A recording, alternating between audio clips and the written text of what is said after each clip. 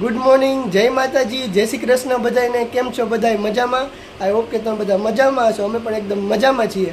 તો જો 10:15 વાગી ગયા છે અને આપણે તો નાઈને રેડી થઈ ગયા છે. મમ્મીએ નાસ્તો કરી લીધો છે અને હું નાની નાસ્તો કરવા બેસીએ છીએ. મોડું થઈ ગયું કેમ કે આપણે દહીંનું મૂકવા ગયા હતા ઘઉંનું અને થોડુંક જ દહીંનું હતું એટલે અનલી કહી કે થોડાક માટે હું ધરું તો પછી આખી ઘંટી સાફ કરવી પડે થોડાક દહીંના માટે. તો બહાર જો દહીંનું મૂકતી આવ્યા અને અનલીને હું નાસ્તો કરવા બેઠા ને મમ્મી જો બેઠા. જય શ્રી કૃષ્ણ, જય માતાજી. કેમ છો બધા? મજામાં ને? અમે પણ મજામાં જ છીએ. હાલો જો નાસ્તો પાણી કરી લીધો છે આપણે તો, કારણ કે આપણે ડાયાબિટીસની દવા ખાવી હોય એટલે આપણે વેલો નાસ્તો કરવો પડે. થોડાક મગ ખાઈ લીધા અને દવા પી લીધી છે. મમ્મી તો વેલો નાસ્તો કરી લીધો અને આ લોકોને હું બાકી છે. નાસ્તો કરવા બેઠા. આજે નાસ્તામાં ફણગાવેલો મગ છે, શેરી સુધારી છે. જો આપણે લીંબુ વગર જો કે આપણે મગ ભાવે ને તો સવારમાં નાસ્તો કરવો પડે એટલે જો નાસ્તો થોડાક મગ ખાઈ લે આપણે. નકર ફળી ગયેલા મગ આપણે ભાવે નહીં. હેલ્ધી નાસ્તો ભાવી ને હેલ્ધી વસ્તુ કઈ ખાવી જ નથી. ભાવે એ વસ્તુ ખાવાની, બે મોઢે ખાવે. ભાવે એ વસ્તુ ખાવાની, ન ભાવે એ વસ્તુ નહીં ખાવાની. આપણે એ જ છે. હાલો અનીને ગમે એ વસ્તુ ભાવે. હાલો મગ ખાવ, મગ તો હેલ્ધી કહેવાય. હા એટલે જ કહું હાલો ભાઈ નાસ્તો કરો. તો 12 વાગી ગયા છે ને આપણે રસોડામાં ગેંડીમાં પાણી નહોતું જતું. 2-3 દી થયા શું કે પાઇપ બ્લોક થઈ ગયો હોય કોણ જાણે. તો જો કારીગર ભાઈ આવ્યા હતા ને કરીને વહી ગયા છે તો મસ્ત હવે પાણી જવા માંડ્યું છે. 2-3 દી ત્યાં પાણી નહોતું જતું, રસોઈ કરવાની મજા નહોતી આવતી. હાથને બધું બહાર ધોવા જવું પડે, વાસણે નહોતા ઉટકાતા. જરીક નળ ચાલુ કરો ને તો પાણી તરત બહાર આવી જતું. તેની ઓગળી જાય ને તો ટીપા પડે, ખોટા કપડે બગડે. દહીંના દરાઈ ગયા છે, 2 ડબ્બા ભરાઈ ગયા. લોટ હમણાં ઊંધાવી લઈ આવ્યા છીએ. ભેંડી ખાવાનું મન થયું હતું, ગળું બળતું હતું, હવે મટી ગયું છે. થોડું ઘણું સારું થઈ ગયું, પાછી ચાલુ કરી દીધું છે. ભાઈ કે મમ્મીએ નથી ખાધી, મેં જ ખાલી ખાધી છે. મમ્મી રસોઈ બનાવે છે. હમણાં છે પાણી મોટર ચાલુ કરીને ભર્યું. આપણે તો સવારના એટલા કામમાં છીએ ને ભાગા દોડીમાં. તો જો બપોર થઈ ગયા છે, 12 વાગી ગયા છે. હજી લોટ બાંધવાનો બાકી છે. મમ્મી હજી શાક વઘારવા ગયા છે. જો આપણે દહીંના 12 જ દરાઈ લીધા. થોડુંક દહીંનું હતું તો કીધું હાલો કોણ ઘંટી સાફ કરે, એટલે 12 આપણે દરાઈ લીધું છે. તો જો 12 વાગી ગયા છે ને મમ્મીએ રસોઈની તૈયારી કરવા માંડ્યા. રસોઈમાં તો બીજું કઈ મમ્મીએ કીધું હું બનાવતું કે રીંગણા બરેલા. શાકભાજી કઈ છે જ નહીં. રીંગણા આપણે ઘરે ભાવતા નથી તો ખાવું તો પડે. બે રીંગણા પડ્યા હતા, એક બનાવવાનું કઈ બટેટું શાકભાજી ને ઘરમાં વૈતું હે ને કઈ છે નહીં તો એટલે હવે લેવા કઠોળે જવું. ખાઈ લીધા બધા. હમણાં શનિવારે અરબની દાળ એવું કહ્યું હતું, કાલે મગનું શાક ને એવું કરી નાખ્યું. કઠોળે ખાઈ લીધા. શાકભાજીમાં કઈ છે કઠોળે નો નહીં. ભાવે એક ધારું. રીંગણા હતા તો રીંગણા બટેટા કરી નાખ્યા. જો દાળનું આલું રોંઢે હવે લઈ આવશું. હા. બીજું હું જોઈએ એમાં હવે તો બીજા કઈ એવું હોય નહીં ને એટલે રીંગનું બટેટું ચાલે. કામ હા તો બીજું હું પણ ઈ જ પડ્યું હતું. હવે શાક જ નથી. બટેટાનું શાક વઘારે મમ્મી. હા, હવે રોંઢે કઈક શાકભાજી જાવું માર્કેટે તો ઉપાડી આવશો. અહીંયા તો કેન્ડી કરી દીધી. આપણે તો ખાતી નહીં કે આપણે શરદી હે.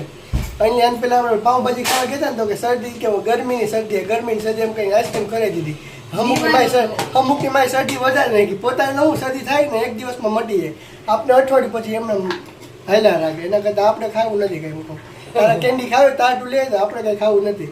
અન્યના રવાડે ચડાવ તો આપણે હેરાન થઈ ગયા. એટલે કરતાં આપણે અન્ય રવાડે ચડવું નથી. મૂકો રસ તો પીવો તો રસ પીવો, કેમ નહીં ખાવ? એક જ થાય. તારા આટું કે મારે પીવો કઈ રસ. મારી બહુ ઉપાધિ ભારી.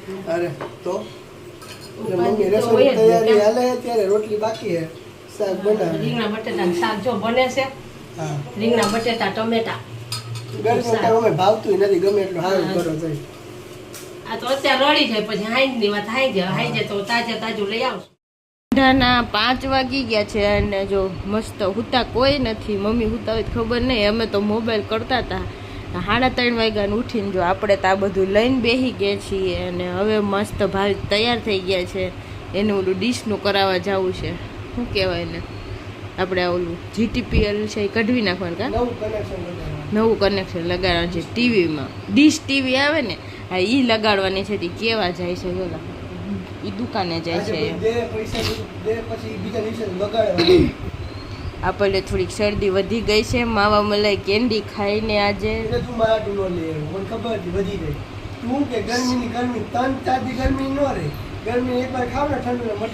સોદા ચાલુ થઈ ગયા સાજે તો. બપોરે પાછી ફૂલ ઠંડી છાશ કરીને 3 ગ્લાસ પી ગઈ છે. શાક રોટલી તો ભાવતા નહોતા. માન 2 રોટલી તો જમવામાં ખાધી છે. અત્યારે થોડી થોડી ભૂખે લાગી છે અને હજી તો જો આપણું બધું વેરવિખેર પડ્યું છે રોંઢાનું કામ. શું કરે કેરીમાં હાથ ફેરો કરતા લાગે. આખી ખાટલી ભરી છે ને તો પાકી ગઈ છે. આપણે તો જો તોરણ કરતા હતા તો જો આટલા ઊંધિયું બહુ મજા આવે. એક બપોરે ખાધું ભાવી કે જો આટલા તોરણ આપણા થઈ ગયા છે 4.